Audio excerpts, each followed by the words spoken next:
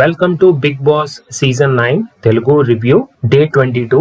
Recent గా సంజన దివ్య యొక్క dresses అన్ని దొంగిలించింది కదా.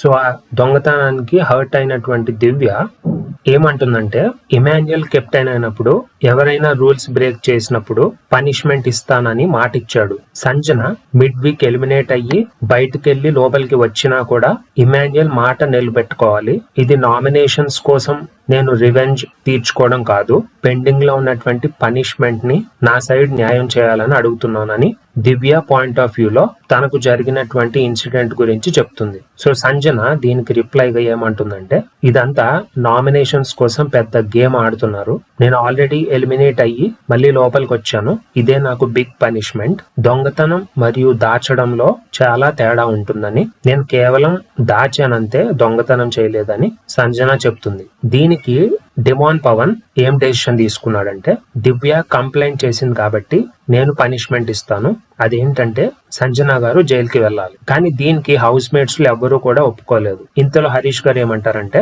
వన్ డే వెజల్స్ క్లీనింగ్ అంటే డిషెస్ వాష్ చేసి పనిష్మెంట్ ఇస్తే సరిపోతుంది, జైలుకి పంపించాల్సిన అవసరం లేదని హరీష్ గారు చెప్తారు. So this is overall review for this day 22. And మళ్ళీ నెక్స్ట్ అప్డేట్ తో మళ్ళీ నెక్స్ట్ వీడియోలో కలుద్దాం. Until then thank you so much.